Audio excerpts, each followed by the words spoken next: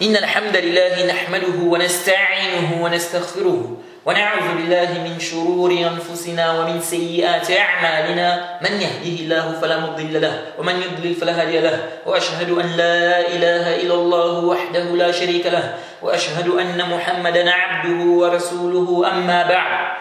Louange à Allah, le créateur des cieux et de la terre, on le loue tout ce qui nous accorde tant bien comme grâce, une demande de prière son prophète Mohammed, sallallahu alayhi wa sallam, sa famille, ses compagnons et tous ceux qui les ont suivis jusqu'au jour de la rétribution. Celui qui a guidé, personne ne peut l'égarer. Celui qui a égaré, personne ne peut le guider.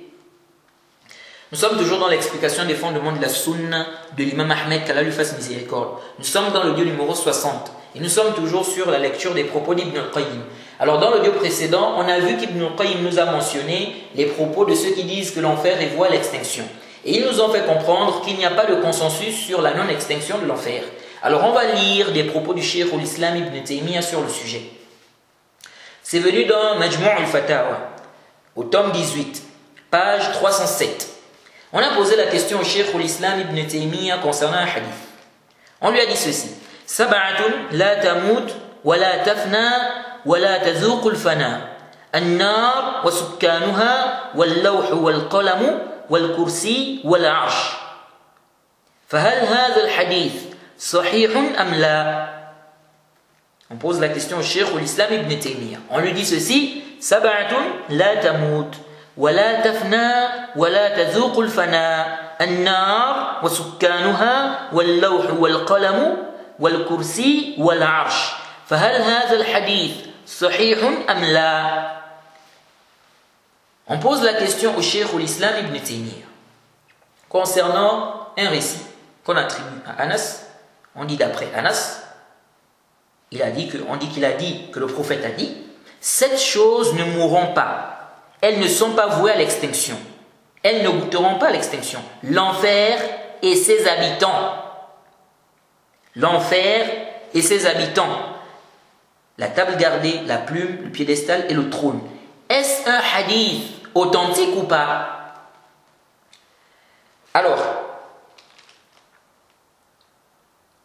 qu'est-ce que le Cheikh al-Islam Ibn Taymiyyah a dit?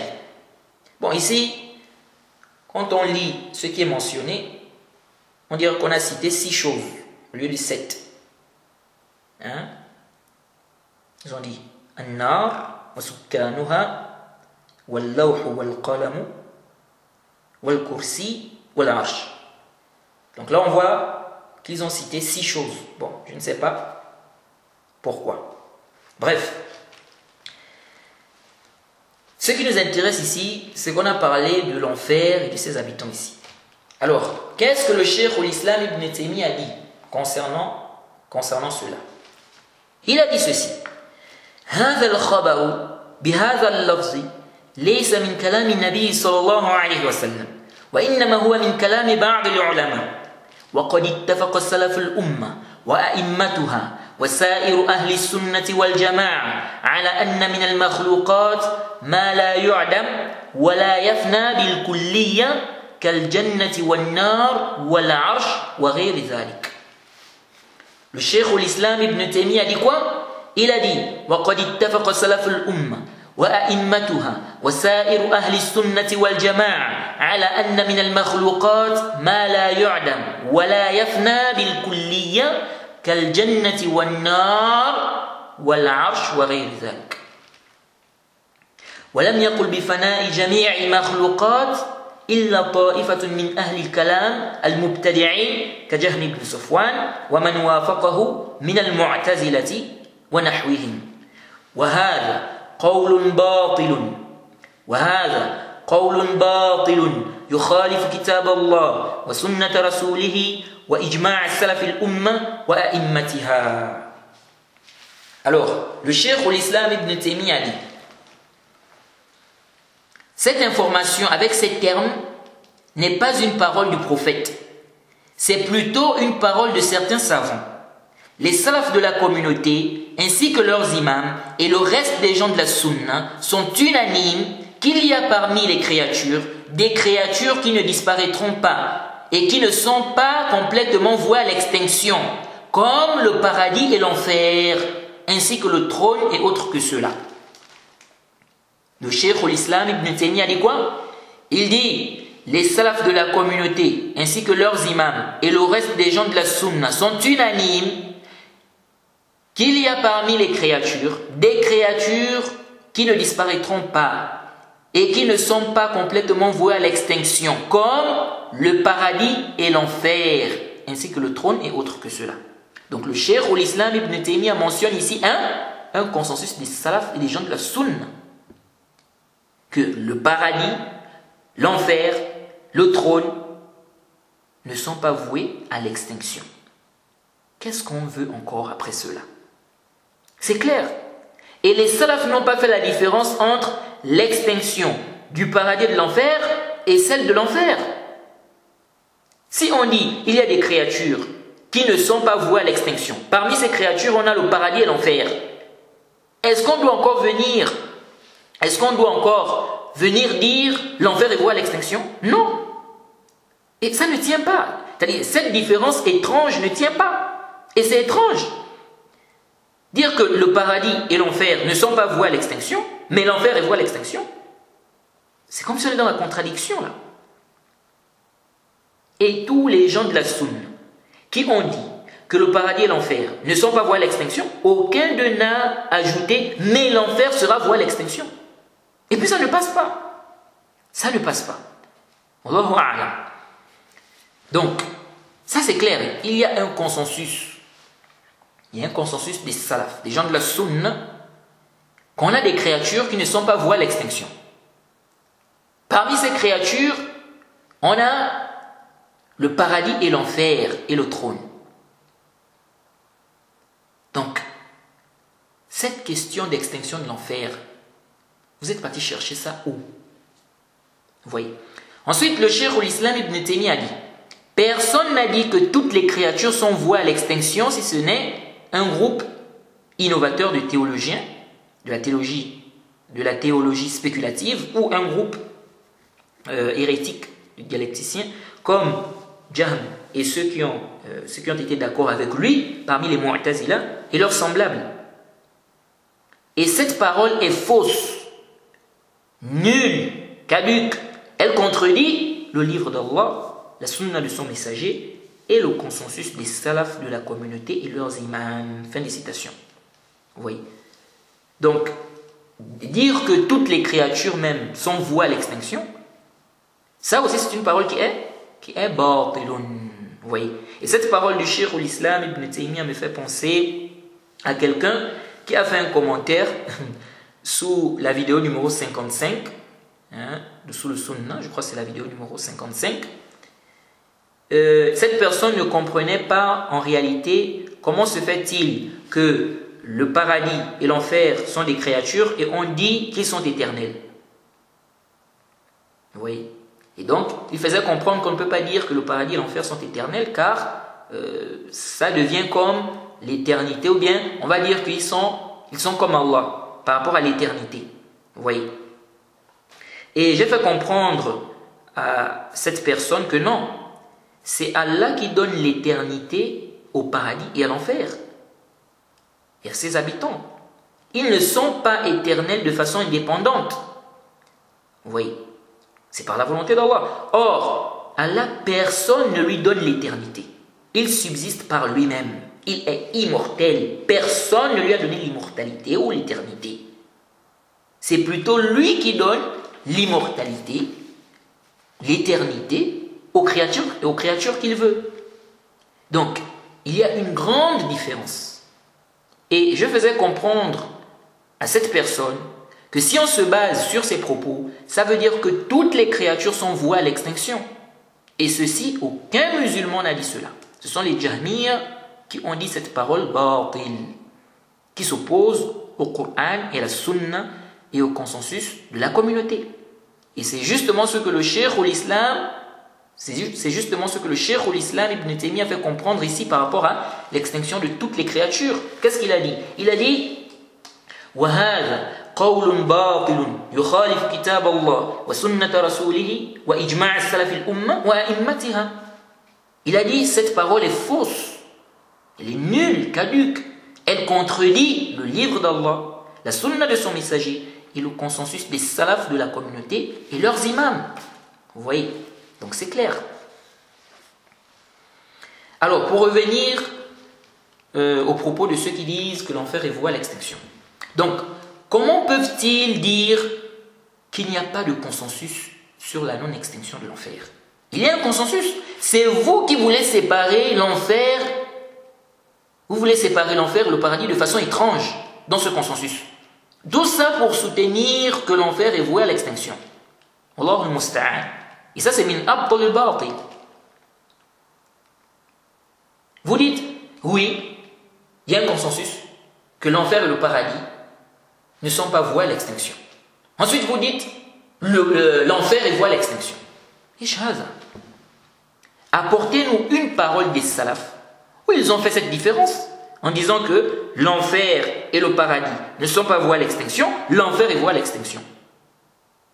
Après que le consensus sur la non-extinction du paradis et de l'enfer ait été prouvé. Apportez-nous cela. Et vous ne pouvez pas, car ça n'existe pas. Donc on reste sur la base. La base, c'est que le paradis et l'enfer ne sont pas voués à l'extinction. Et ceci par consensus. Point final. Vous voulez séparer? Apportez le dalil, apportez la preuve et apportez qui vous a précédé dans ça parmi les salafs. C'est aussi simple que ça. Donc, lorsqu'ils disent ici Aina ma'akum, lorsqu'ils disent ici fa aina ma'akum wahidun min hadhihi al-anwa', lorsqu'ils disent ici avez-vous l'un de ces consensus, nous disons na'am, le consensus est là et le consensus est clair. Jay. Ensuite Ibn al-Qayyim dit qalu, donc ils ont dit, il dit ils ont dit, donc il est toujours en train de rapporter ce qu'ils ont dit. قالوا وأما الطريق الثاني وهو دلالة القرآن على بقاء النار وعدم فنائها فأين في القرآن دليل واحد يدل على ذلك؟ نعم، الذي دل عليه القرآن أن الكفار خالدين في النار أبدا وأنهم غير خارجين منها وأنهم لا يفتر عنهم عذابها وأنهم لا يموتون فيها وأن عذابهم فيها مقيم وأنه غرام لازم لهم، وهذا كله مما لا نزاع فيه بين الصحابة والتابعين وأئمة المسلمين، وليس هذا مورد النزاع، وإنما النزاع في أمر آخر وهو أنه هل النار أبدية أو مما كتب عليها الفناء؟ وأما كون الكفار لا يخرجون منها ولا يفتر عنهم من عذابها ولا يقضى عليهم فيموتوا ولا يدخلون الجنة حتى يلج الجمل في سم الخياط، فلم يختلف في ذلك الصحابة ولا التابعون ولا أهل السنة، وإنما خالف في ذلك من قد حكينا أقوالهم من اليهود والاتحادية وبعض أهل البدع، وهذه النصوص وأمثالها تقتضي خلودهم في دار العذاب ما دامت باقية ولا يخرجون منها مع بقائها البتة، كما يخرج أهل التوحيد منها مع بقائها. فالفرق بين من يخرج من الحبس وهو حبس على حاله وبين من يبطل حبسه بخراب الحبس وانتقاضه. قالوا وأما الطريق الثالث وهو مجيء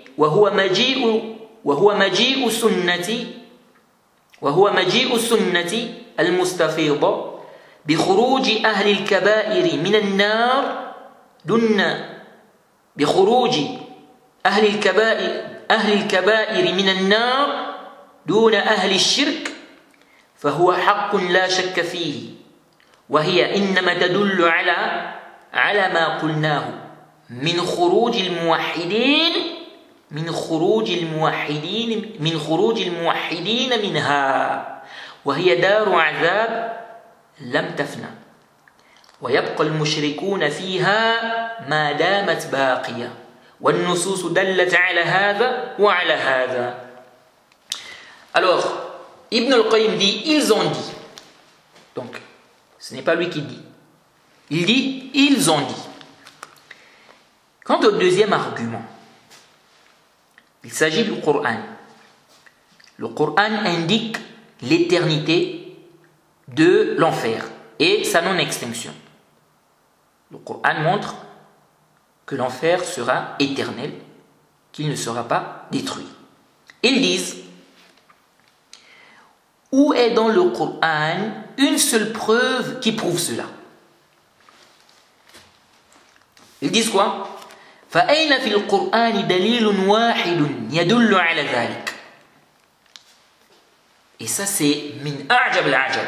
Ça c'est parmi les choses les plus étonnantes. فأين في القرآن دليل واحد يدل على ذلك. نعوذ بالله من هذا الكلام.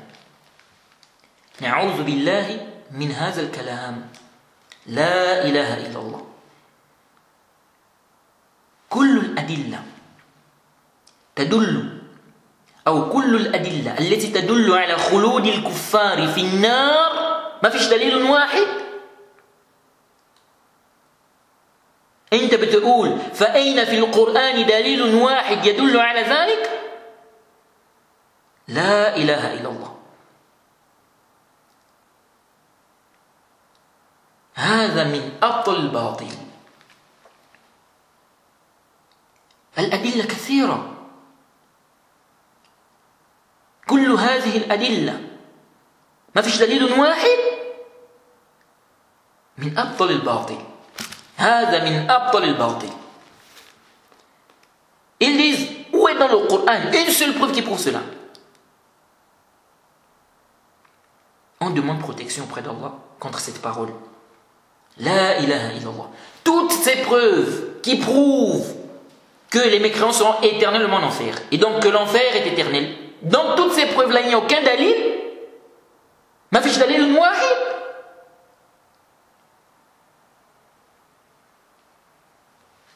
Vraiment, c'est étonnant. C'est très étonnant. Ils disent فأين في القرآن دليل واحد يدل على ذلك. والله باطل. الأدلة كثيرة. Les preuves sont nombreuses. Ensuite, ils ont dit, oui, ce qui est confirmé,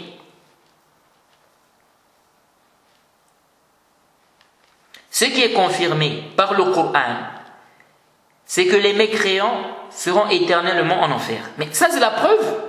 Ça, t'as dit ça seulement, ça suffit. On dit les mécréants seront éternellement en enfer. Donc ça veut dire que l'enfer est éternel. Sinon, comment ils vont, c'est-à-dire comment les mécréants vont être en enfer, c'est-à-dire ils vont être éternellement en enfer, et là où ils seront éternellement sera détruit. Donc, on ne doit pas dire qu'ils seront éternellement en enfer, puisque l'endroit va être détruit. Donc, si on dit qu'ils seront éternellement en enfer, ça veut dire que l'enfer est éternel, c'est plus que clair. Donc ils disent, ce qui est confirmé par le Coran, c'est que les mécréants seront éternellement en enfer, qu'ils ne sortiront pas de l'enfer, que leur châtiment ne sera pas allégé, interrompu, qu'ils ne mourront pas, ce sont des preuves claires, qu'ils ne mourront pas, que leur châtiment est permanent, il sera permanent, leur châtiment sera permanent, ça c'est une preuve aussi claire.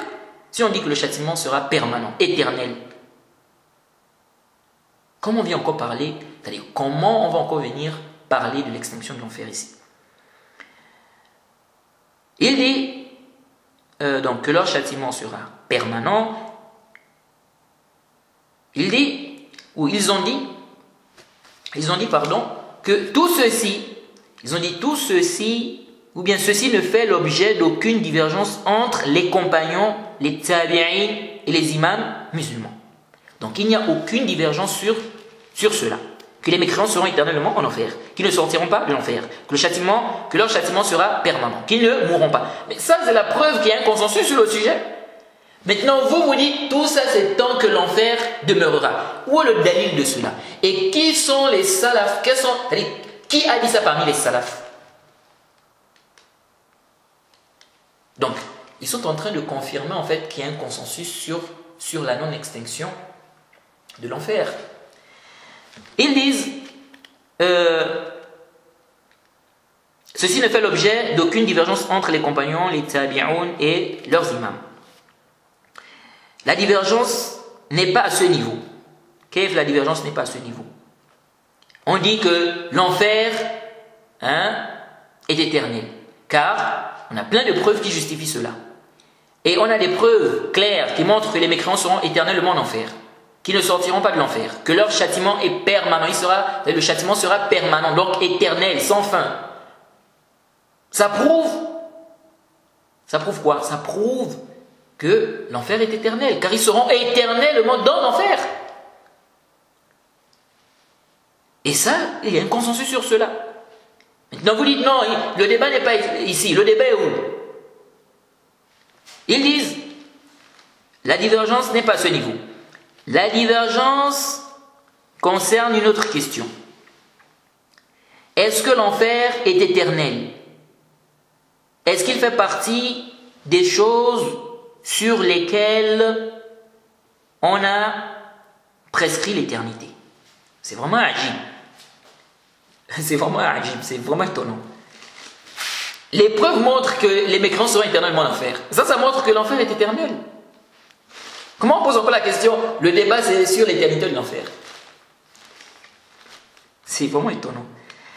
Ensuite, ils disent, quant au fait que les koufars ne sortiront pas de l'enfer, que leur châtiment ne sera pas allégé, interrompu, qu'on ne va pas les achever pour qu'ils meurent, qu'ils ne rentreront au paradis que lorsque le chameau rentrera dans le chat de l'aiguille, il n'y a aucune divergence, ou bien les compagnons et les tabi'oun, les gens de la sunna n'ont pas divergé sur cela.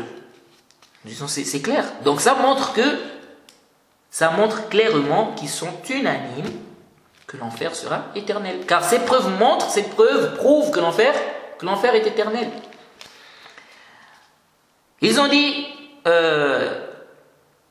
ceux qui ont contredit cela, ce sont ceux dont on a mentionné les paroles parmi les juifs, les ittihadiyya et certains genres de l'innovation. Ils ont dit, ces textes et leurs semblables montrent qu'ils seront éternels dans la demeure du châtiment tant qu'elle demeurera. أين الدليل على هذا؟ جيب لنا الدليل. Où est le dalil qui justifie cela? Apporte le dalil qui justifie que c'est tant que l'enfer demeurera. Cet ajout-là, cette restriction-là, où est la preuve de cela?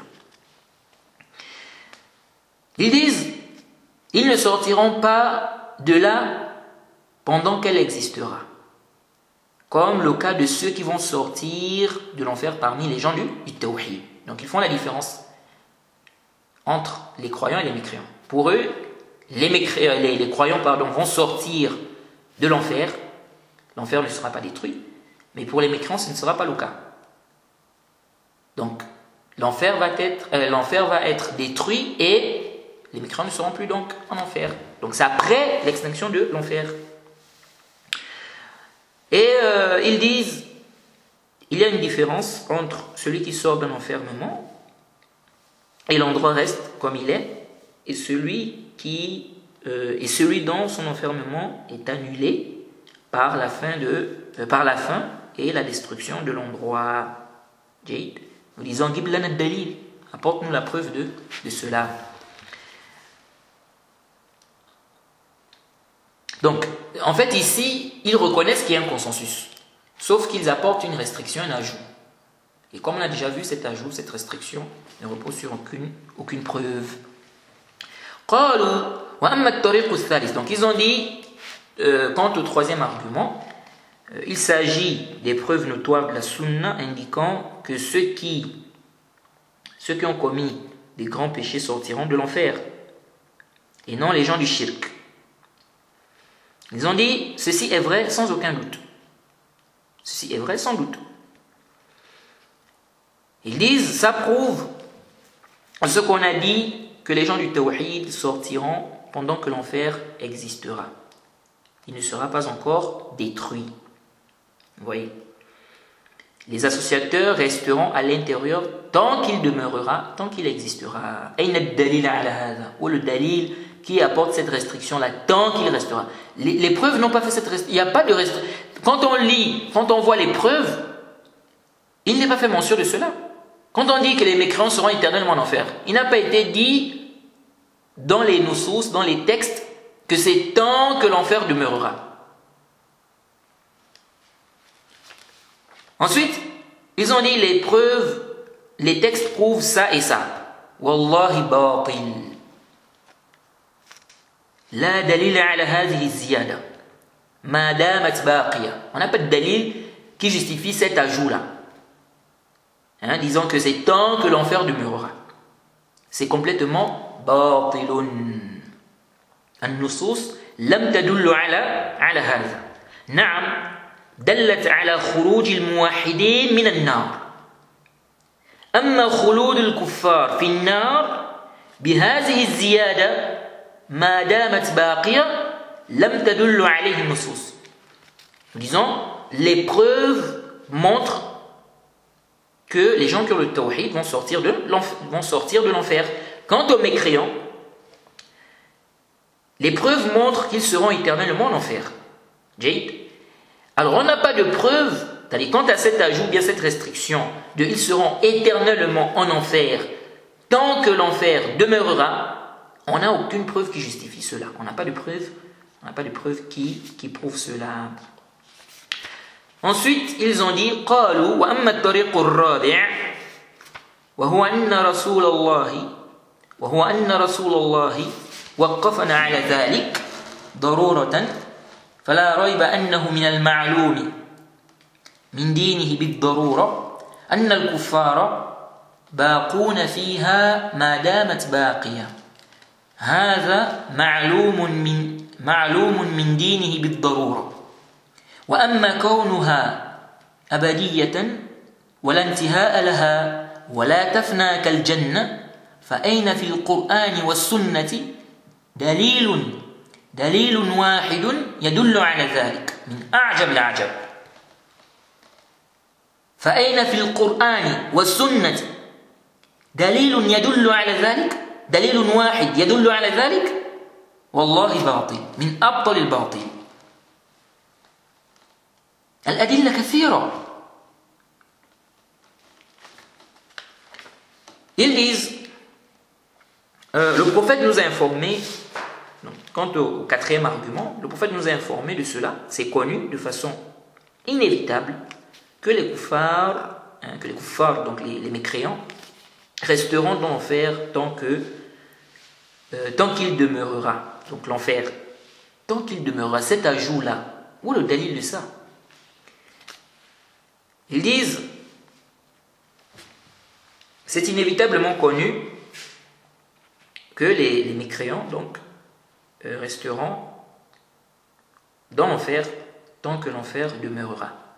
Quant au fait de dire, ils disent, quant au fait de dire que l'enfer est éternel, qu'il n'a pas de fin, qu'il n'est pas voué à l'extinction, comme le paradis, où est dans le Coran et la Sunna une seule preuve qui prouve cela? Min abtal batil. Les preuves sont nombreuses. Les preuves sont nombreuses. Vous persistez, vous dites, ma fiche dalil wahid. Vous persistez, vous dites, fa'ayna fil Qur'an wa sunnati dalil wahid yadullu ala dhalik. Ça c'est vraiment, c'est étonnant. Les preuves sont nombreuses et on a déjà cité plein de preuves par rapport à cela. Vous apportez une restriction qui nécessite des preuves. C'est-à-dire, vous innovez une parole vous apportez cette parole comme restriction, vous venez restreindre les textes avec cette parole, alors que cette parole n'a aucun dalil. Et tout ce que vous avez mentionné comme dalil ne justifie pas cette parole.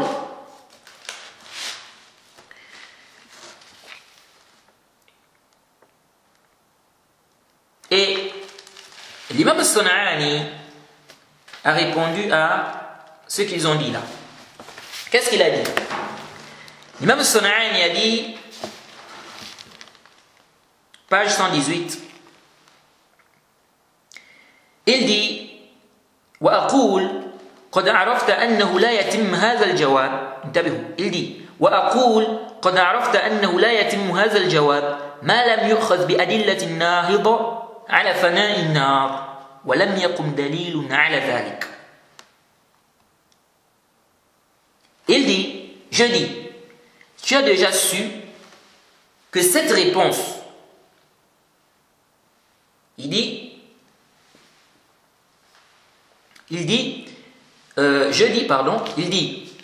tu as déjà su que cette réponse ne peut être complète si on ne prend pas les preuves prouvant l'extinction de l'enfer. Or, il n'y a aucune preuve prouvant l'extinction de l'enfer.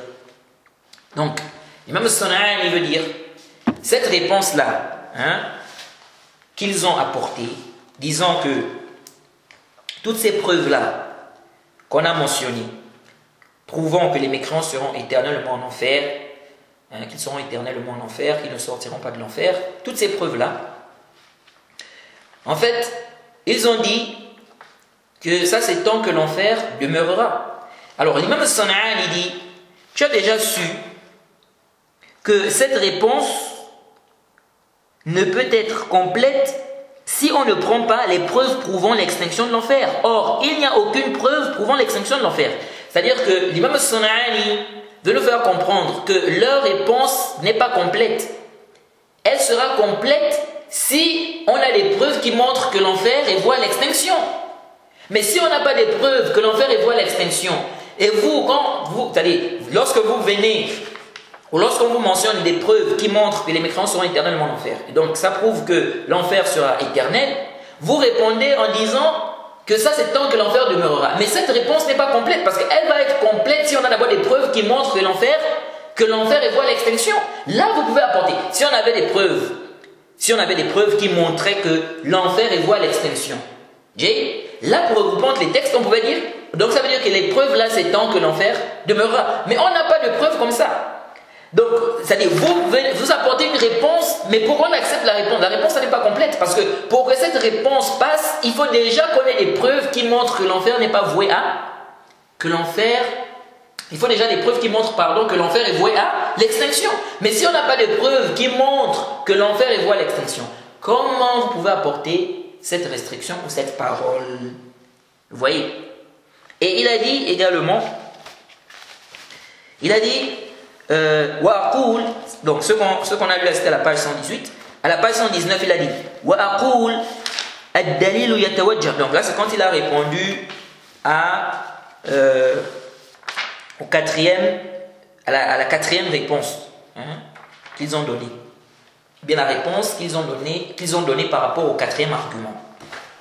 Il a dit quoi? Il a dit الدليل يتوجه على من ادعى الفناء ولم يأتي شيخ الإسلام بشيء واحد والأصل هو خلود النار وأبديتها كما دل عليه الكتاب والسنة فلا يحتاج مدعي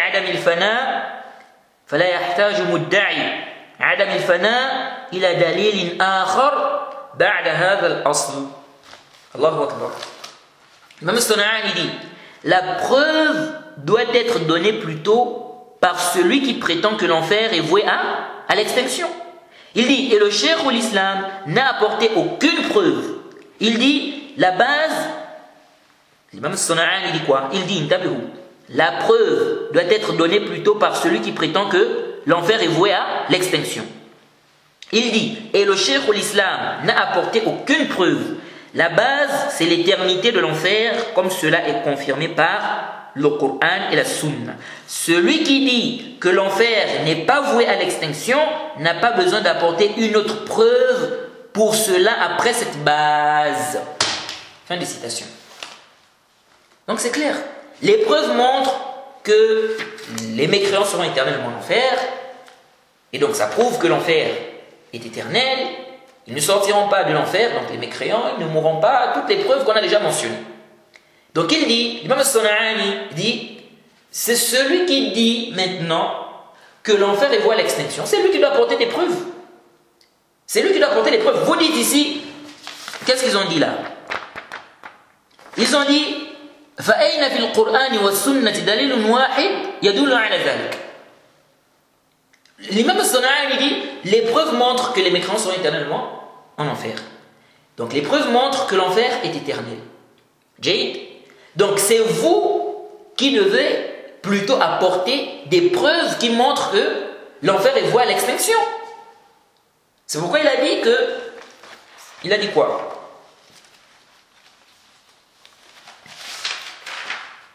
C'est pourquoi il a dit الدليل يتوجه على من ادعى الفناء ولم يأتي شيخ الإسلام بشيء واحد. Vous voyez? Il a dit la preuve doit être donnée plutôt par celui qui prétend que l'enfer est voué à l'extinction. Il dit والأصل هو خلود النار وأبديتها كما دل عليه الكتاب والسنة فلا يحتاج مدعي عدم الفناء إلى دليل آخر بعد هذا الأصل. Il dit et le cheikh l'islam n'a apporté aucune preuve. La base c'est l'éternité de l'enfer, comme cela est confirmé par le Coran et la Sunna. Celui qui dit que l'enfer n'est pas voué à l'extinction n'a pas besoin d'apporter une autre preuve pour cela après cette base. Donc c'est vous qui devez apporter le dalil. C'est nous qui devons vous dire فَأَيْنَ فِي الْقُرْآنِ وَالسُّنَّةِ دَلِيلٌ وَاحِدٌ يَدُلُّ عَلَى فَنَاءِ النَّارِ. C'est nous qui devons vous dire ça. C'est-à-dire, où dans le Coran, où est-ce qu'il est mentionné dans le Coran?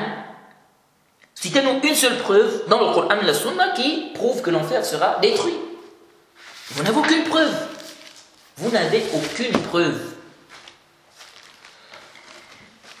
Ensuite, ils ont dit, rapidement,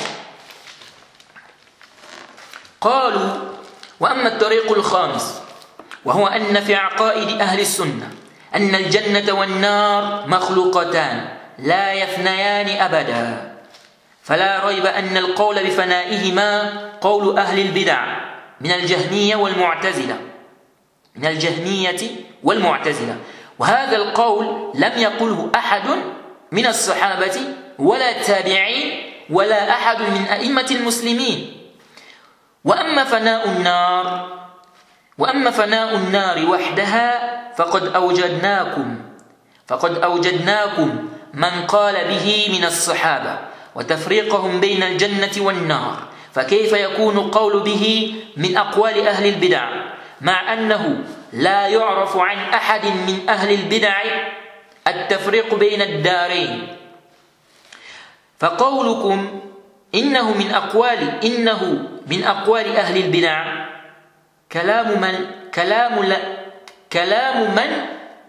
من لا خبرة له بمقالات بني آدم وآرائهم واختلافهم قالوا والقول الذي يعد من أقوال أهل البدع ما خالف كتاب الله أو سنة رسوله أو إجماع الأمة إما الصحابة أو من بعدهم أما قول يوافق الكتاب والسنة وأقوال الصحابة فلا يعد من أقوال أهل البدع وإن دانوا به واعتقدوه فالحق يجب قبوله ممن قاله والباطل يجب رده على من قاله وكان معاذ بن جبل يقول الله حكم قسط هلك المرتابون إن من ورائكم فتنا يكثر فيها المال ويفتح فيها القرآن حتى يقرأه المؤمن والمنافق والمرأة والصبي والأسود والأحمر فيوشك أحدهم أن يقول قرأت القرآن فما أظن أن يتبعوني حتى أبتدع لهم غيره فإياكم وما ابتدع فإن كل بدعة ضلالة وإياكم وزيغة الحكيم فإن الشيطان وإياكم وزيغة الحكيم فإن الشيطان قد يتكلم على لسان الحكيم بكلمة الضلالة وإن المنافق قد يقول كلمة الحق فتلقوا الحق عمن جاء به فإن على الحق نورا قالوا وكيف زيغة الحكيم قال هي الكلمة تروعكم وتنكرونها وتقولون ما هذه فاحذروا زيغته ولا يصدنكم عنه فإنه يوشك أن يفي ويراجع الحق وإن العلم والإيمان مكانهما إلى يوم القيامة. Alors rapidement, ils ont dit par rapport au cinquième argument, le fait de dire que dans les croyances des gens de la Sunna, c'est que le paradis et l'enfer sont créés. Ils ne sont pas voués à l'extinction. Ils disent, il n'y a pas de doute que dire qu'ils sont voués à l'extinction est une parole des gens de l'innovation parmi les Jahmiya et les Mu'tazila. Donc ils reconnaissent que le paradis et l'enfer ne sont pas voués à l'extinction. Ils disent, et cette parole, donc le fait de dire que le paradis et l'enfer sont voués à l'extinction, il dit, cette parole n'a été dite par aucun compagnon ou tabi'in, ni un des imams musulmans, des imams des musulmans. Ils disent, quant à l'extinction de l'enfer seul, là ils veulent maintenant faire une différence. Nous disons, où est-ce que les salafs ont fait cette différence? Ils disent, nous vous avons trouvé ceux qui ont dit cela parmi les compagnons. Batil, c'est faux. Quel compagnon a dit cela? Quel compagnon a dit que l'enfer est voué à l'extinction, qu'Allah va détruire l'enfer? Il n'y a aucun compagnon qui a dit cela. Ils disent, donc nous avons trouvé ceux qui ont dit cela parmi les compagnons. La différence qu'ils ont fait entre le paradis et l'enfer. Alors comment est-ce que cette parole, comment cette parole peut-elle être,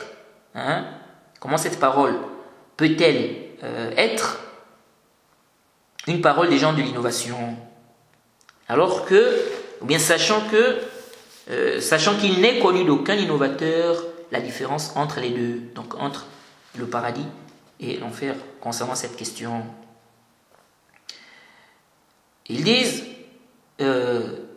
votre parole, lorsque vous dites que ça c'est une parole des gens de l'innovation, ceci est la parole de celui qui n'a pas d'expérience, de connaissance des propos des fils de Adam, leur position et leur divergence. Oui.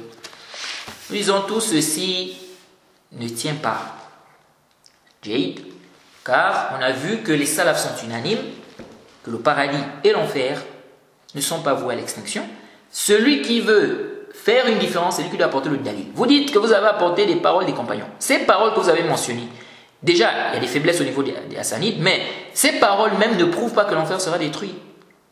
Ça prouve plutôt le contraire. On a déjà détaillé cela.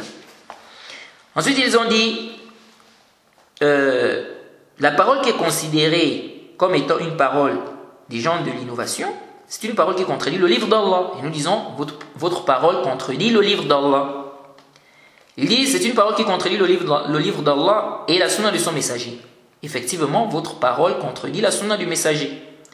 Ils disent, ou le ijma' de la umma. Nous disons, effectivement, ça contredit le ijma' de la umma. Et on a vu le consensus de cela. Vous apportez une différence, vous n'avez aucun salaf dans ça. Aucun salaf n'a dit que l'enfer est voué à l'extinction. Ou ils disent soit le ijma' des compagnons ou de ceux qui sont venus après.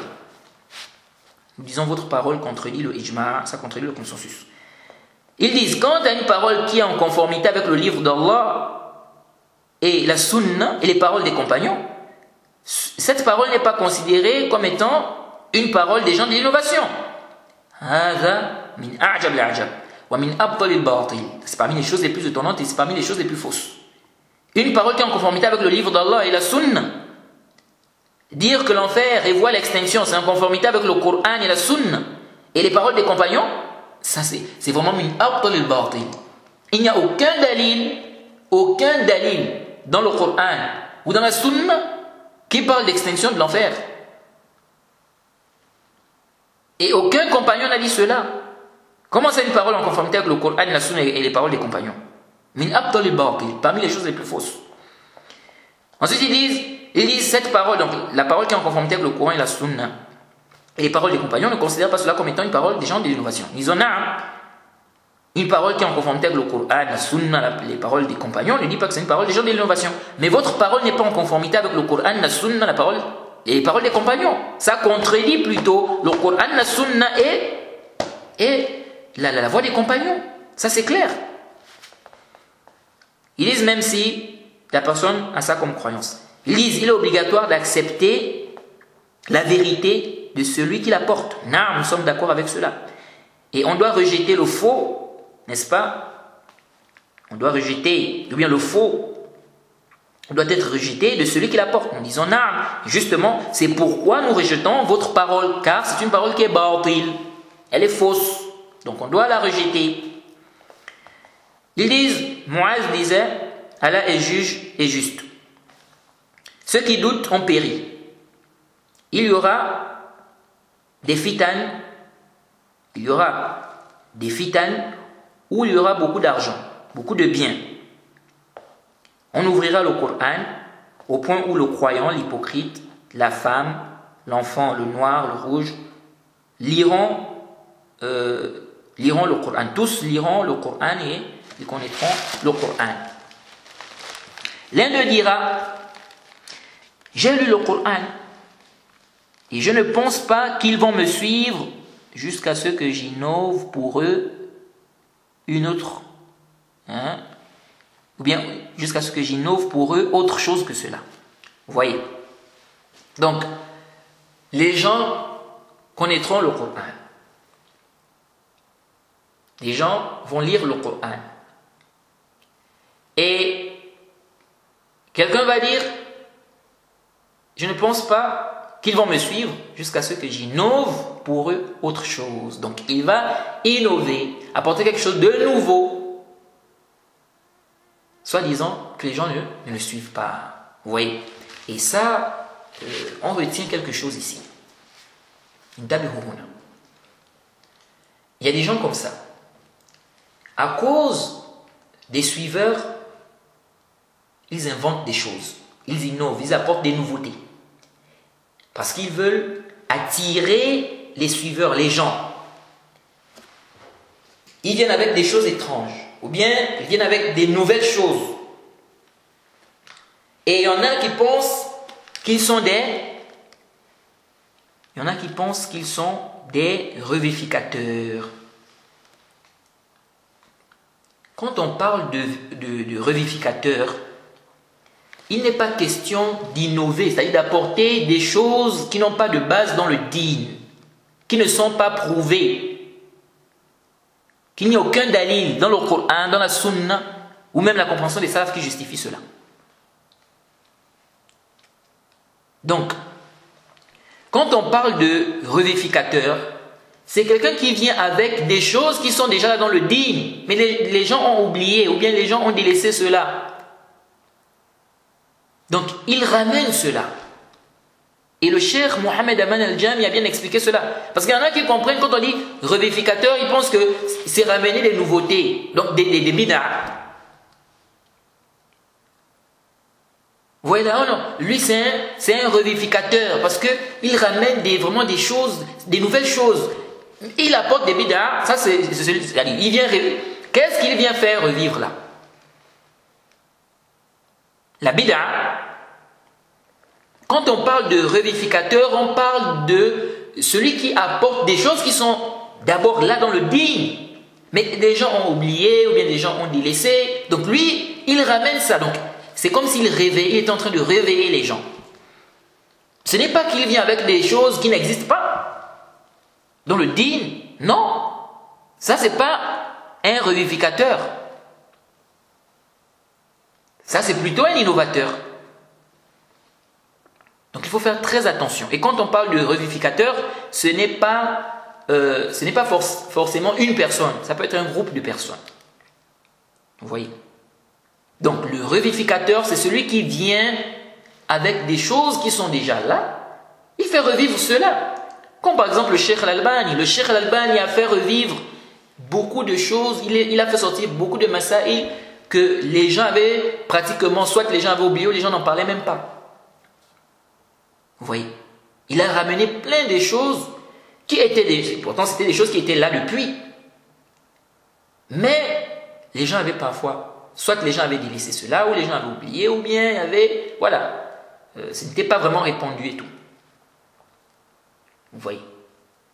Et on peut trouver des prédicateurs comme ça, qui ramènent, qui font revivre des choses, des sunan, hein, des choses qui existent dans le dîn, mais des gens ont délaissé cela. Mais quelqu'un qui vient avec des bid'ah, des innovations, vous dites ça c'est un revivificateur. Il fait revivre quoi? La bid'ah. Et puis il faut faire attention, il ne faut pas suivre les gens. Il faut suivre le dalil. Le prédicateur doit suivre le dalil. Celui qui écoute les durous ou qui apprend auprès de quelqu'un, il doit suivre les dalils. Et un prédicateur ne doit pas se laisser influencer par le nombre. Bon, comme si je parle de ceci, ou bien depuis que j'ai commencé à faire da'wah, les gens n'écoutent pas vraiment mes cours, ou bien les gens ne me suivent pas, donc il faut que je fasse ce que les gens aiment. Vous voyez, c'est pourquoi vous allez voir que les innovateurs, c'est ça. Eux, c'est le nombre. C'est pourquoi ils vont faire ce que les gens aiment. Ils ne vont pas faire ce qui est venu dans le kitab ou sunna. Eux, c'est ce que les gens aiment.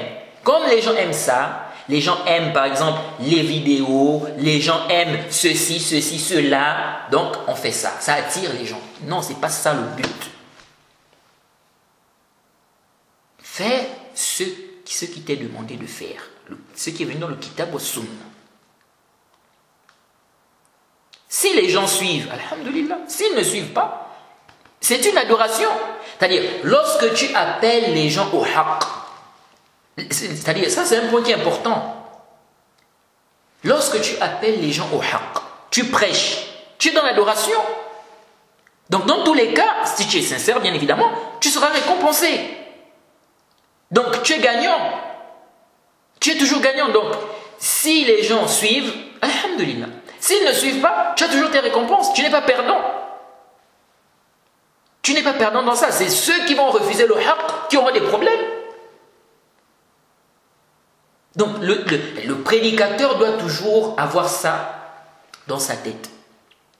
Il doit savoir ça. Il doit savoir qu'il est dans l'adoration. Donc, toi, ne regarde pas. Il y a combien de gens qui me suivent? Non.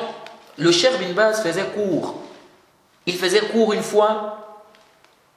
On lui a dit, vous savez que le Cheikh Bin Baz était aveugle. À un moment donné de sa vie, il est devenu aveugle. Quelqu'un a dit au Cheikh Bin Baz, mais ya Cheikh, il faisait cours, je crois que c'était après la prière du Fajr.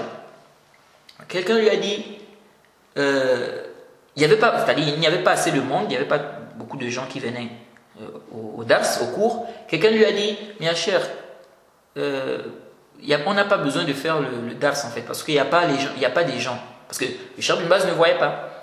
Donc il a dit, il n'y a pas des gens. Et le Cheikh Bin Baz a demandé, il y a combien de personnes?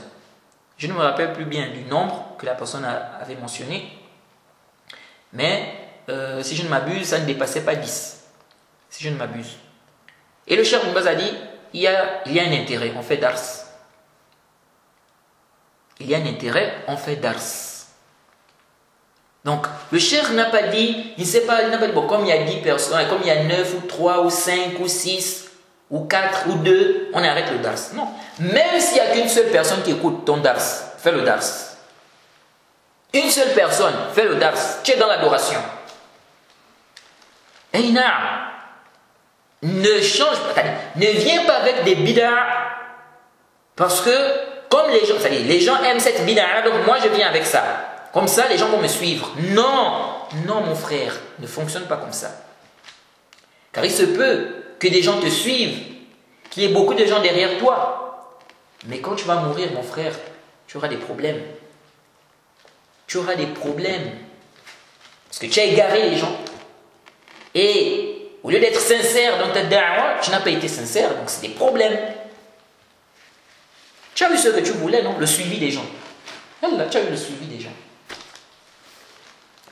Mais les gros problèmes t'attendent dans la tombe. Qu'Allah nous en préserve. Ensuite, il a dit, faites attention. Donc on dit que Mu'adh a dit, faites attention à ce qu'on innove. Car toute innovation est un égarement. Et faites attention à la déviation du savant, du sage.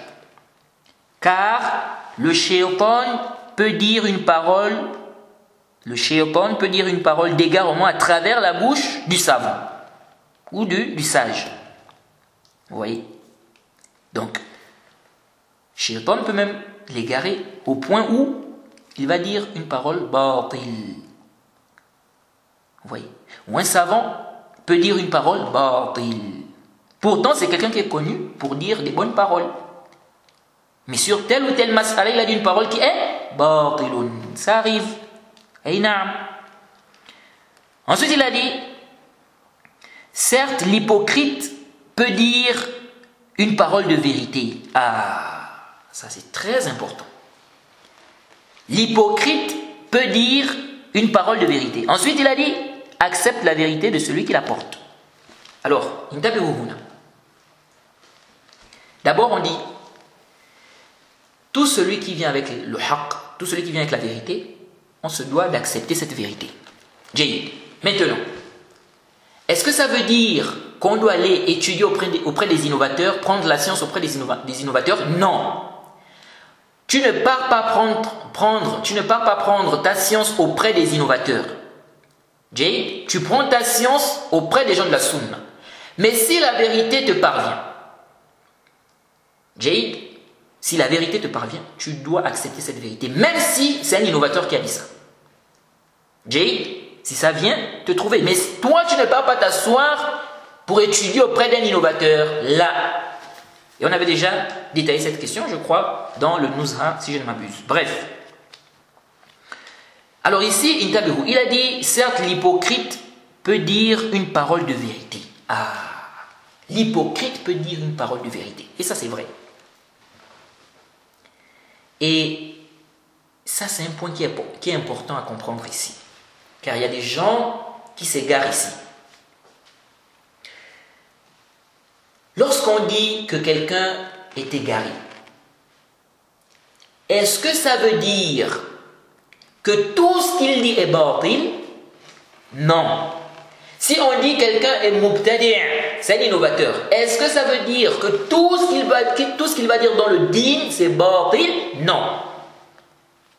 Si on dit que quelqu'un est sur la sunna, est-ce que ça veut dire aussi que tout ce qu'il dit, c'est haqq, qu'il ne peut pas se tromper, il ne peut pas dire une parole qui n'est pas juste? Non. Faites très attention à cela. Il y a des gens qui s'égarent ici. Comment ça? Dans un village, on a un groupe de sectaires et on a des gens de la sunna. Un petit groupe des gens de la sunna. Et le prédicateur qui est sur la sunna a réfuté le prédicateur qui est innovateur, qui est égaré.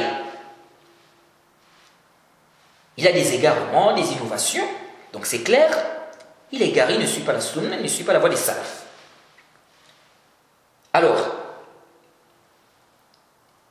le prédicateur qui est sur la sunna a justifié, il a montré des preuves, il a avancé des preuves qui montrent clairement que le prédicateur égaré là, il est vraiment égaré. Jayid. Maintenant, il y a une mas'ala. Il y a une mas'ala dans le village. Cette mas'ala, les savants ont traité cela. Sauf que le prédicateur salafi ou le prédicateur qui est sur la sunna, dans cette mas'ala, il a choisi un avis qui n'est pas juste. Il s'est trompé dans la mas'ala.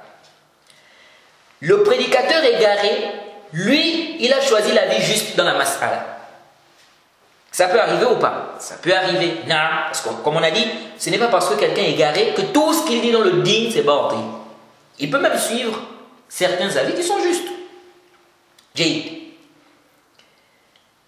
Alors, il y a des gens, ça peut être une grande mas'ala qui a fait vraiment une fitna dans le village. À un moment, les gens se rendent compte que c'est le prédicateur qui est égaré qui avait raison concernant cette mas'ala-là. Et le prédicateur qui est sur la sunna, le prédicateur salafi, il n'avait pas raison sur la mas'ala. Il était dans l'erreur. Alors il y en a qui vont dire, mais donc il était sur la vérité depuis là. Donc nous on était dans l'erreur. Donc, est-ce que ce n'est pas lui qui est sur la vérité même, en réalité? Et le prédicateur qu'on suit là, qu'on dit qu'il est salafi là, est-ce que ce n'est pas lui-même qui est dans l'erreur? C'est-à-dire, toute sa voix même, la voix qu'il suit même, est-ce que vraiment il n'est pas dans l'erreur? Ah, vous voyez ça? Celui-là, il n'a pas compris.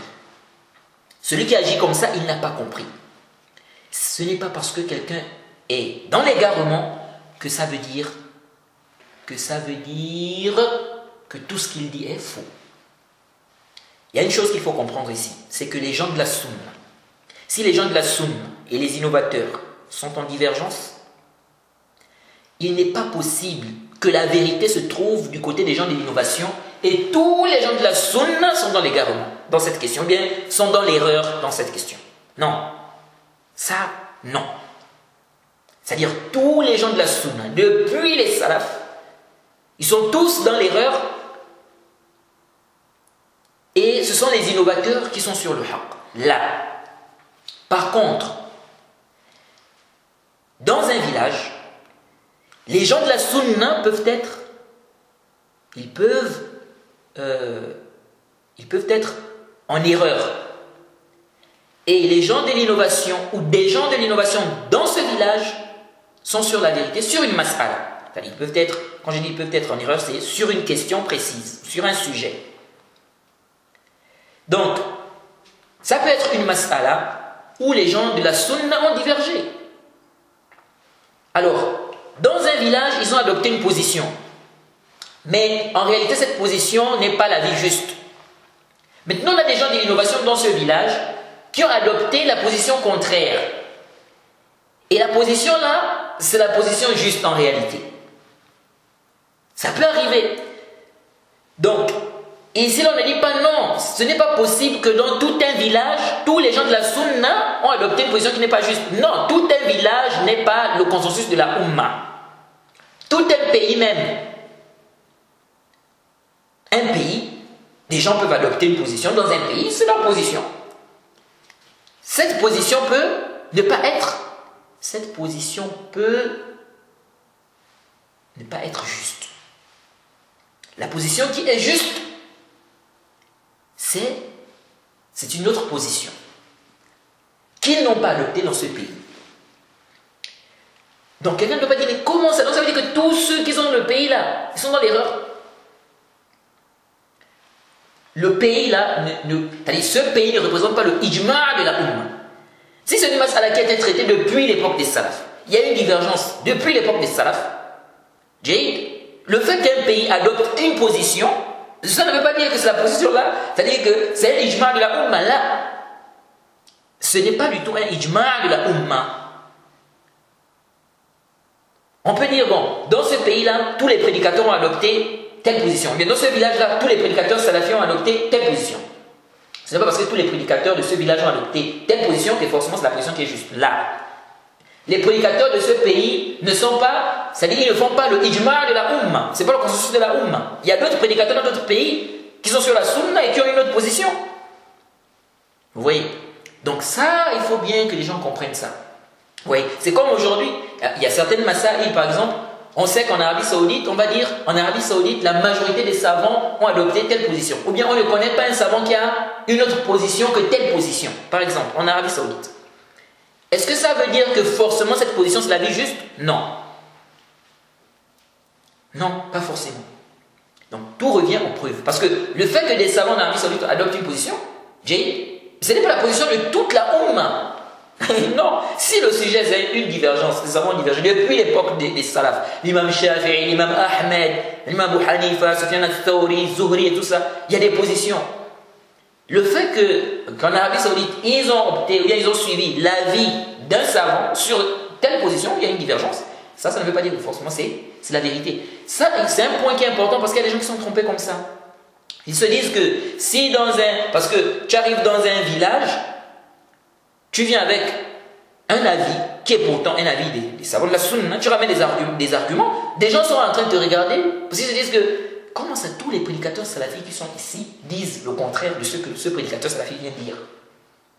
Donc ils ont du mal en fait à accepter parce que pour eux, comment ça, ici tous les salafis c'est ça, au point où il y en a même à cause de ça, c'est-à-dire le fait que certains prédicateurs dans un endroit adoptent une position. Il y en a parfois qui prennent ça comme si c'est la position des gens de la sunna. C'est-à-dire dire le contraire, c'est une position des gens de bid'a.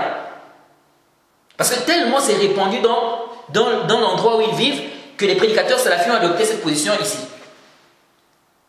Ça, les gens doivent les gens doivent revoir leur façon de réfléchir ou de voir certaines choses. Vous voyez? Donc, rapidement, est-ce qu'on va même terminer ça?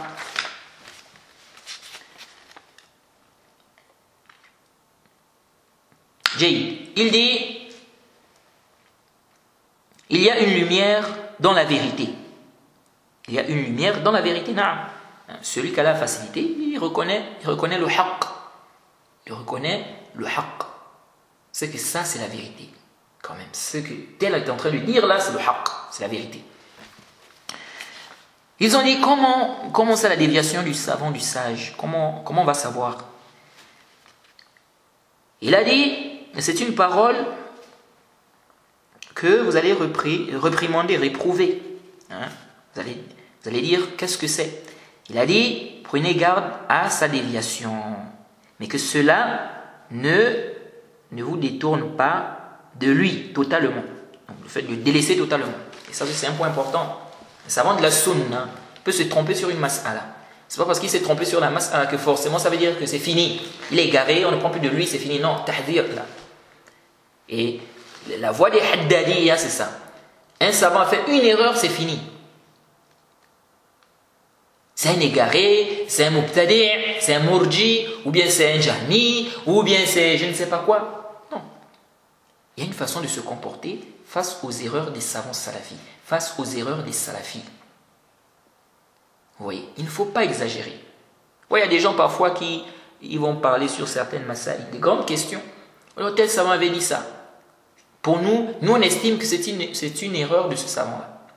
Ensuite, ils font quoi? Ils font le tabdi' de ce savant-là, ils dénigrent ce savant-là, ils ont pris cette mas'ala comme si c'était une mas'ala maintenant de base et tout. Il y a des masaïl. Parfois, des gens viennent sur la question du tariq as-salat. Ils font toute une fitna avec. Ou celui qui laisse ses actes apparents. Toute une fitna. Il y a des questions plus grandes. Regardez la mas'ala qu'on est en train de traiter là. Les kuffars vont sortir de l'enfer. Les kuffars vont rentrer au paradis. L'enfer sera détruit. Ça, c'est une grande question. Ibn al-Qayyim lui-même, vers la fin du livre, il dit que c'est une question qui est plus grande que la dunya.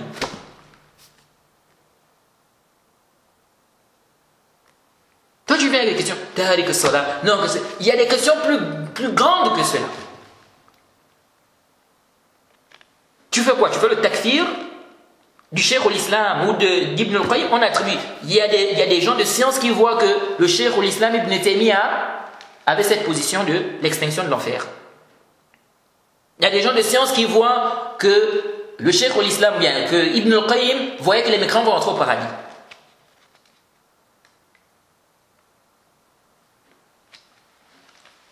Il y a des... Moi je ne comprends pas. Parfois, c'est-à-dire, c'est terrible.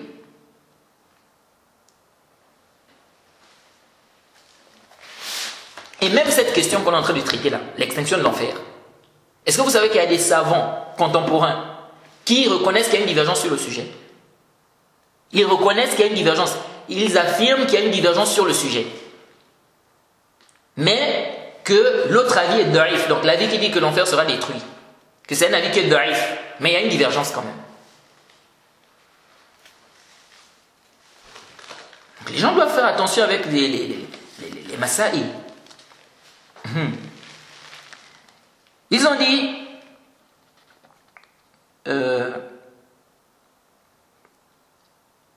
l'imam Bayhaqi, par exemple. L'imam Bayhaqi, c'est un grand savant, mais qui avait des erreurs dans la croyance. Mais les savants ne cessent de profiter de son ilm, dans le hadith, dans le fiqh. Pourtant, il avait des erreurs dans la croyance. Et on a beaucoup de gens de science comme ça qui avaient des problèmes, qui ont fait des erreurs graves même dans la croyance.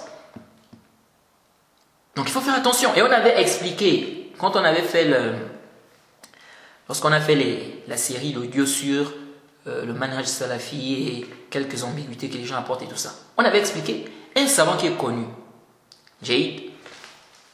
Il est connu pour suivre les athars, les textes. On ne connaît pas de lui la passion. Hein? Il s'est trompé, il a fait une erreur, même si c'est dans la croyance. Il est déjà mort. On n'a pas de preuve qu'il a été conseillé, que des savants, n'est-ce pas, l'ont réfuté et qu'il a persisté dans le faux. On n'a aucune preuve de cela. Jaïd, il est déjà mort. Et on connaissait, quand on voit ses koutoub, ses livres, Jaïd, on voit de lui, quoi, qu'il a l'amour de la sunna, lui c'est qu'il veut le suivi de la sunna, suivre les salafs et tout, mais il a fait une erreur, il a fait un faux pas, sur une masala, il s'est trompé. Qu'est-ce qu'on fait de ce savant-là? On met en garde contre lui, on dit non, c'est fini, et yallah, on brûle ses couteaux. Non. Non. Donc, il faut faire très attention. Ensuite, il dit donc, il se peut qu'il revienne à la vérité. Bon, ce athar, en fait, c'est rapporté par Abu Daoud, numéro 4611, mais avec une différence au niveau des termes. Vous voyez, j'ai regardé un peu les termes qui sont venus, ce n'est pas tout à fait pareil comme ce que Ibn al-Qayyim a mentionné ici, mais ça va dans le même sens. Jaïd, Abdur Razzaq aussi a apporté cela. Bref, ensuite, bon, rapidement, sinon.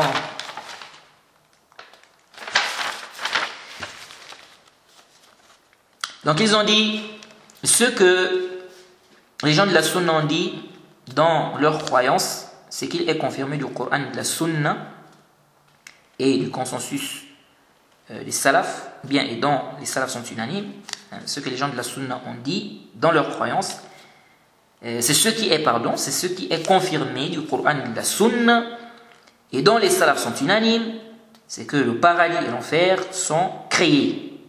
Vous voyez, ici ils n'ont pas ajouté et qu'ils ne sont pas voués à l'extinction. Il faut ajouter ça. Et qu'ils ne sont pas voués à l'extinction. Parce qu'ils sont unanimes sur cela. Ils sont unanimes sur cela. Et on a vu cela. Et eux-mêmes, ils ont confirmé cela. Jaïd. Ils disent et que l'enfer, et que les habitants de l'enfer, les gens de l'enfer n'y sortiront pas. Que leur châtiment ne sera pas allégé, ne sera pas interrompu. Hein. et qu'ils y seront éternellement, donc en enfer, ils disent, ceux qui ont mentionné que l'enfer n'est pas voué à l'extinction, bien celui qui a mentionné parmi les gens de la Sunna que l'enfer n'est pas voué à l'extinction, il a dit cela car il pensait que certains gens du bid'a ont dit que l'enfer est voué à l'extinction. Man qala hadha, qui a dit ça? Et ils disent, il n'a pas reçu les athar qu'on a mentionnés. Walam tablughu tilka al-athar. Walam tablughu tilka al-athar allati taqaddama dhikruha. Il dit, il n'a pas reçu donc les athar qu'on a mentionnés. Ça c'est ajib. Vraiment c'est étonnant. Aïna hadhi al-athar. Où sont ces athar?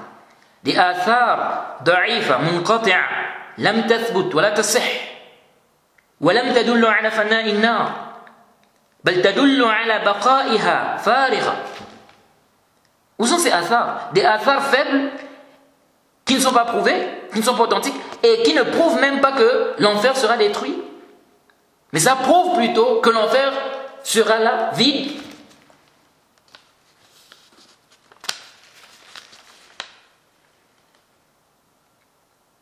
C'est vraiment étonnant.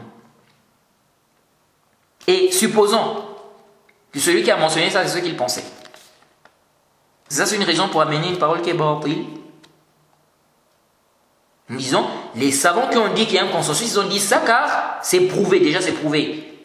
Quand ils ont dit que l'enfer ne sera pas détruit, ils ont dit cela, quand ils ont parlé de ce sujet, ils ont mentionné le consensus, ils ont dit cela déjà parce que c'est confirmé par le Kitab wa Sunna et par le Ijma' de la Ummah. Et on a vu la parole du Cheikh al-Islam Ibn Taymiyyah sur cela. Ça c'est-à-dire, on vous dit ici, non c'est parce qu'ils croyaient qu'il y avait des gens des bid'a qui disaient. Non, ils ont dit parce qu'il y avait des preuves qui montraient que l'enfer est éternel et qu'il y a un consensus sur cela. Ensuite, ils ont dit, quant au sixième argument, c'est concernant la raison, le fait que la raison prouve que les gens seront éternellement en enfer, ils disent, c'est informer de ceux qui ne se trouvent pas dans la raison, car cette question est une question dont l'information doit provenir du véridique. Et ils disent, quant à la base du châtiment et de la récompense, ceci n'est connu, c'est une question. Est-ce que c'est connu par la raison et les textes ou juste par les textes? Il y a deux avis des analystes musulmans parmi les suiveurs des 4 imams et autres. Ensuite, il a dit ce qui est juste, c'est que la raison indique le retour vers Allah, les récompenses, le châtiment, de manière générale. Quant aux détails, cela n'est connu que par les textes. La raison à elle seule n'indique pas l'éternité de la récompense et du châtiment. Les textes indiquent de façon indiscutable l'éternité des récompenses des obéissants. Quant au châtiment des pécheurs musulmans, les textes indiquent également qu'il aura une fin. Quant à son éternité et sa fin, pour les mécréants, pour le cas des mécréants, c'est là où se trouve le combat, la bataille, le grand combat. Nous disons, les preuves montrent que les mécréants seront éternellement en enfer, et donc que l'enfer sera éternel. Il n'y a aucun dalil qui montre le contraire. Et aucun salaf n'a dit que l'enfer sera détruit. Ils disent, celui qui est sur la vérité, celui dont les preuves sont de son côté. Nous disons, les preuves sont de notre côté. Et na'am. Ensuite, ils ont dit faslun. Rapidement, ils ont dit faslun. ونحن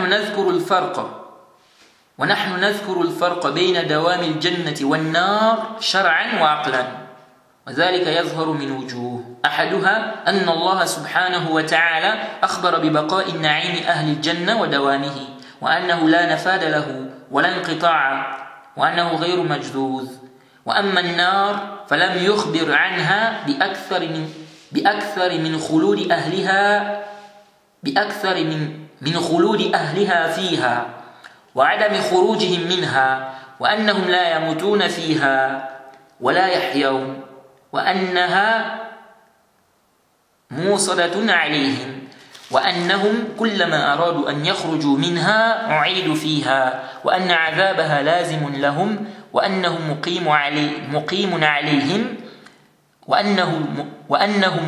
عليهم لا يفطر عنهم والفرق بين الخبرين ظاهر.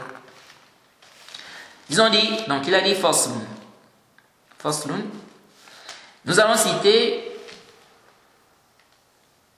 la différence entre l'éternité du paradis et celle de l'enfer dans la législation et de façon rationnelle. La différence apparaît dans plusieurs aspects.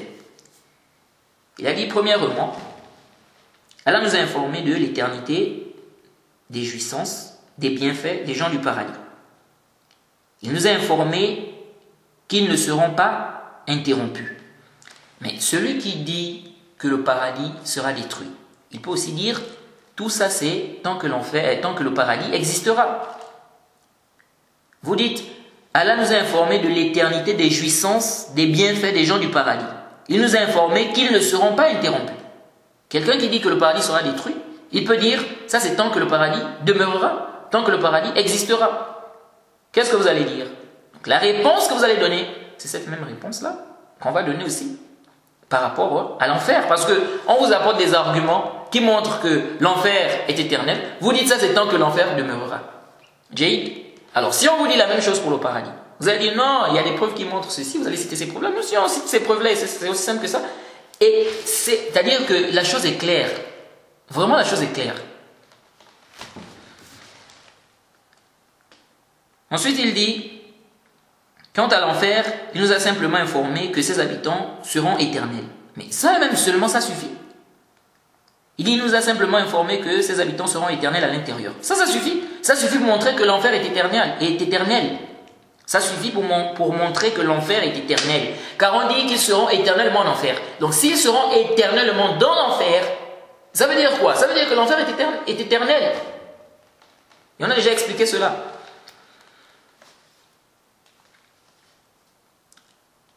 Il dit, il nous a informé que ses habitants, et on dit, il nous a aussi informé, il nous a aussi informé que le châtiment des mécréants sera permanent, éternel.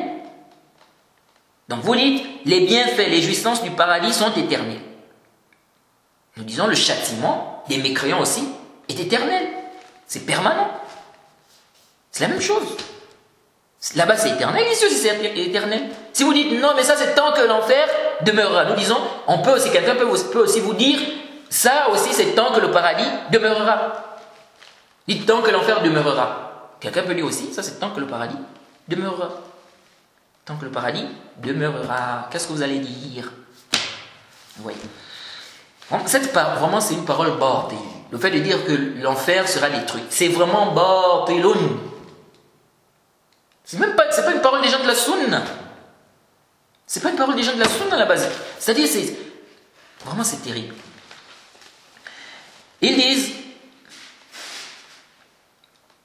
il nous a informé que ses habitants ne sortiront pas donc de l'enfer, qu'ils ne mourront pas à l'intérieur, ni ne vivront, que le feu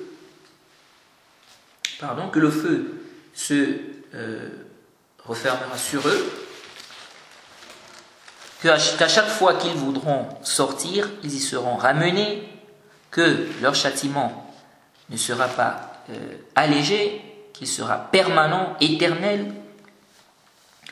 Il dit, la différence entre les deux informations est apparente. Nous disons, il n'y a pas de différence si ce n'est au niveau des termes. au niveau des termes. Mais dans le fond, c'est la même chose. On parle d'éternité, que ce soit pour le cas du paradis ou le cas de l'enfer. Et si s'il y avait une différence apparente, pourquoi aucun salaf n'a dit que l'enfer sera détruit? Aucun salaf n'a dit cela. Les imams, les esh. Pourquoi n'ont-ils pas mentionné ça dans les livres de croyance, que l'enfer sera détruit, qu'Allah va détruire l'enfer? Ensuite, il dit, deuxième aspect, et c'est ça l'ishkal, parce que là on a l'impression que c'est Ibn al-Qayyim qui parle. Vous voyez? Il a dit, nous mentionnons. Bon, qu'est-ce qu'il veut dire? Est-ce qu'il est toujours en train de c'est-à-dire il est toujours en train de rapporter ce qui a été dit par ceux qui disent que l'enfer est voué à l'extinction, ou bien c'est lui-même qui parle? Et c'est ce qui a fait, même c'est cette partie, c'est surtout cette partie qui a fait en sorte que les gens disent que Ibn al-Qayyim voit que l'enfer est voué à l'extinction. Ouais, mais on va voir que vers la fin du livre, ou bien à la fin du livre, c'est comme s'il va s'abstenir sur la question. Vous voyez, il va s'abstenir, vous voyez, sur la question. Mais Ibn al-Qayyim a une autre parole où il dit clairement que l'enfer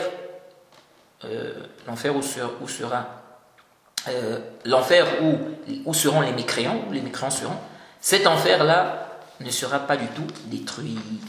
Vous voyez.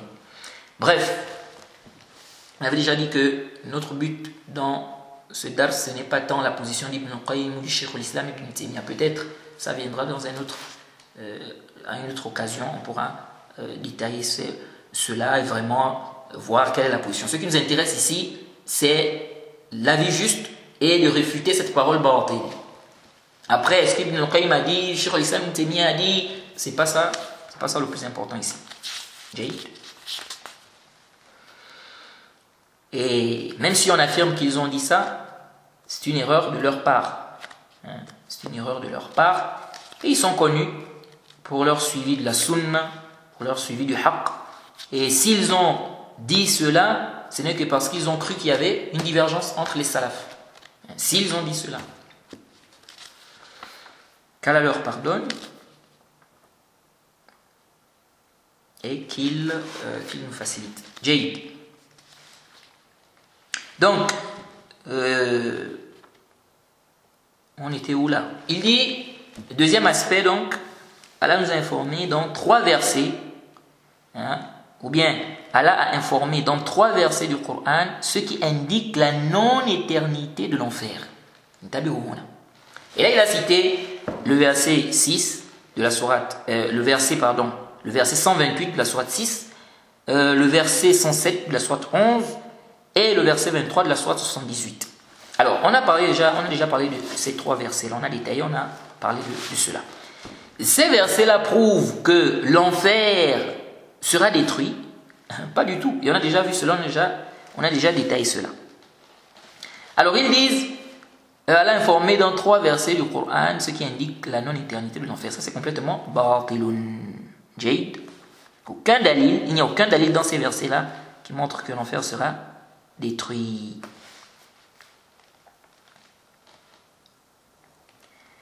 Et ces gens, c'est-à-dire qu'ils sont vraiment dans la contradiction.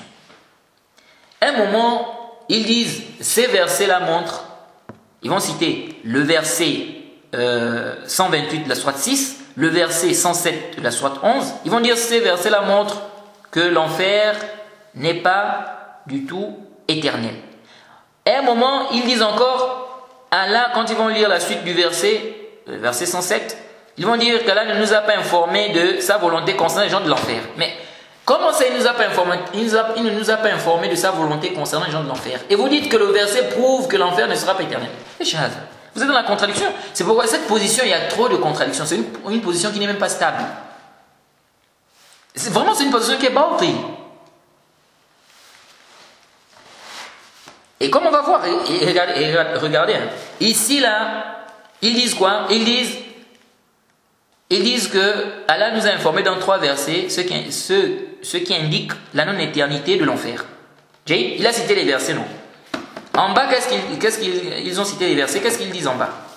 Ils disent si ce n'était pas les preuves claires, hein, si ce n'était pas les preuves claires montrant l'éternité du paradis, l'exception qui se trouve dans les deux versets devait avoir le même jugement. Jade. Et ils disent, en plus de ça, que dire encore du fait que, ou bien s'ajoute à cela, le fait que le contexte montre qu'il y a une différence entre les deux exceptions. Car concernant les gens de l'enfer, il a dit, certes, ton Seigneur fait ce qu'il veut. Il a déjà expliqué là, car quelqu'un peut dire comment les gens vont être, comment les mécréants vont rester éternellement en enfer. Jade. Allah dit qu'il fait ce qu'il veut. Et il est sage. Il est sage. Et il est juste. Donc ce n'est pas pour dire que ici, là, les mécréants ne seront pas éternellement en enfer. Non. Donc, écoutez, hein, écoutez ce qu'ils disent. Ibn al-Qayyim ici, il dit, bon, on ne sait pas, est-ce qu'il fait le naql toujours ou bien c'est lui-même qui parle, bref, disons, ils disent, فَإِنَّهُ قَالَ فِي أَهْلِ النَّارِ إِنَّ رَبَّكَ فَعَالٌ لِمَا يُرِيدُ.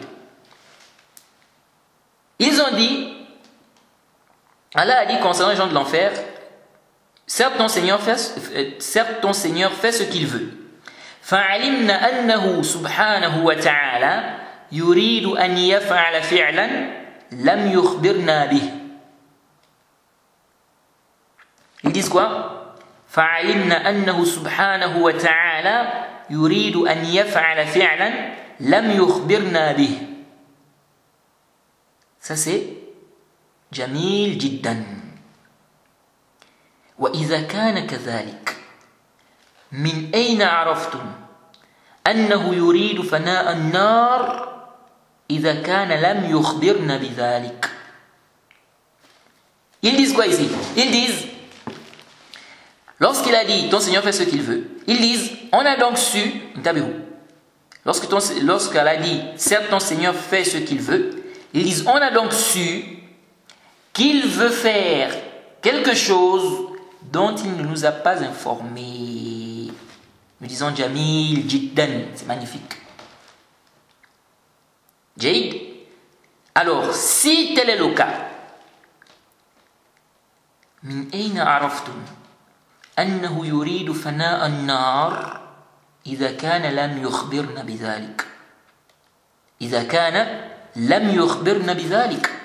Nous disons, si tel est le cas, où avez-vous su alors qu'il veut l'extinction de l'enfer s'il ne nous a pas informés de cela?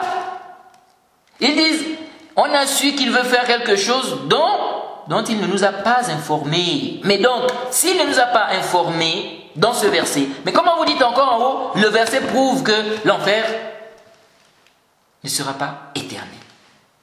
Qu'est-ce que vous voyez, ça, c'est-à-dire, c'est une position, c'est-à-dire vraiment c'est bord.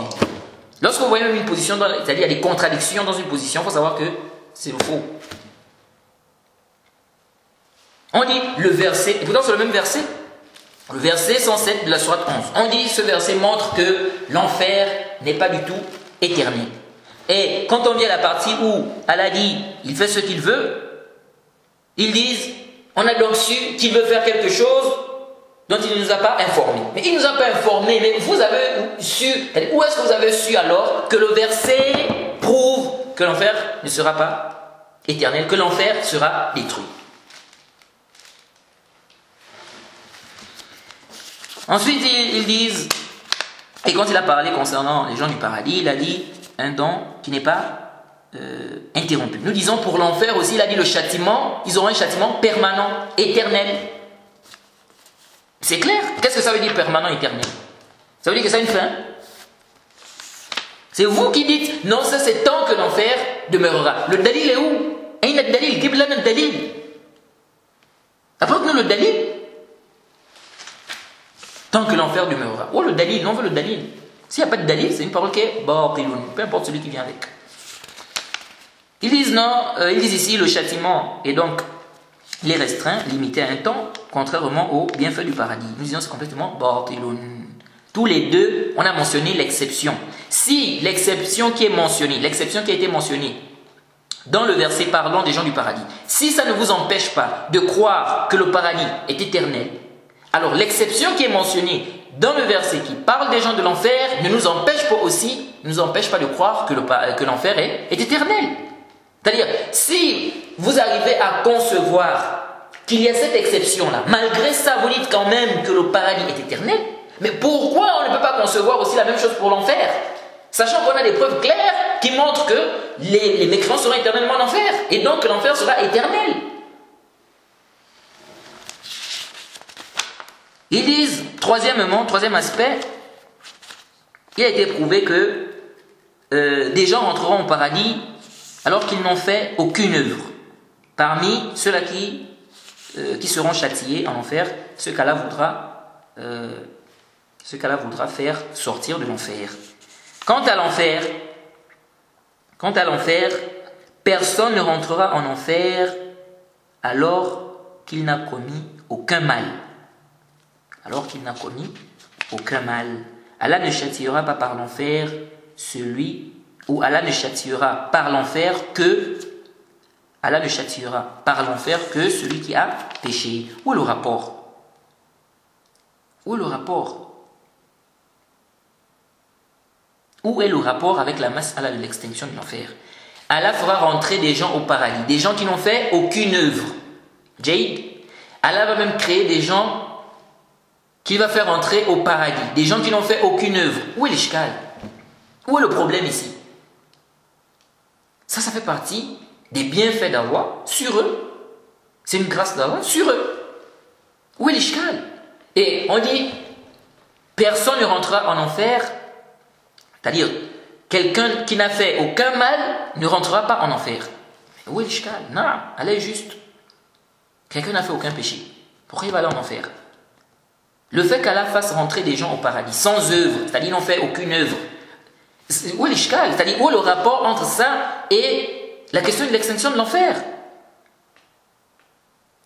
Oui. En fait, Ibn al-Qayyim mentionne ça pour dire en fait qu'il y a une différence entre le paradis et l'enfer. Parce qu'en fait, c'est ce qu'il a dit. Il a dit, nous allons citer, ici il a dit quoi? Nous allons citer la différence entre l'éternité du paradis et de l'enfer selon la législation et de façon rationnelle. Donc en fait, il veut montrer qu'il y a une différence entre le paradis et l'enfer pour dire en fait quoi? Pour dire en conclusion qu'on ne doit pas faire l'analogie. Mais nous disons, on a déjà des preuves claires qui montrent que les mécréants seront éternellement en enfer, que l'enfer sera éternel. Donc même l'analogie, on n'a pas vraiment besoin de ça. Et cette différence-là, est-ce que ce sont des différences qui ont une influence sur le jugement? Ensuite, il dit, ça a été rapporté, ou bien c'est prouvé, qu'Allah va créer des gens, il va créer des créatures, plutôt, qu'il fera rentrer au paradis, et il ne fera pas la même chose pour l'enfer. Parce que c'est venu dans le Sahih, dans le Sahih Bukhari, qu'Allah va créer des créatures qu'il va faire entrer au paradis.